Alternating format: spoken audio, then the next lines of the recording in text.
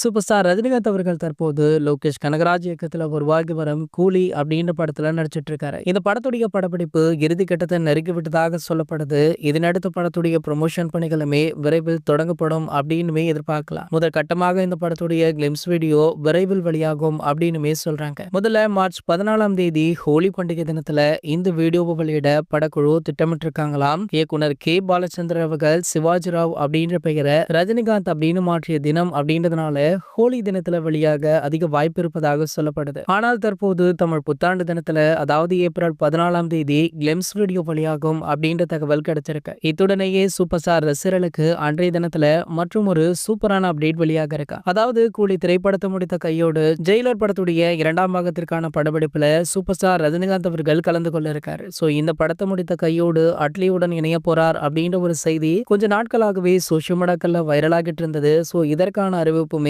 April 14ஆம் தேதி தான் வெளியாக இருக்கு. ஆகையால் அன்றைய தினம் சூப்பர் ஸ்டார் ரசிகர்களுக்கு டபுள் ட்ரீட் காத்துட்டு இருக்கு அப்படின்றதுல எந்த ஒரு மாற்று கருத்துமே கிடையாது. இது போன்ற சினிமா செய்திகளை பத்தி நீங்க உடனே தெரிஞ்சுக்க நம்மளுடைய ட்ரெண்ட் செட்டர் அப்படின்ற நம்ம சேனலை சப்ஸ்கிரைப் பண்ணிட்டு பக்கத்துல உள்ள பெல் ஐக்கான மறக்காம கிளிக் பண்ணுங்க.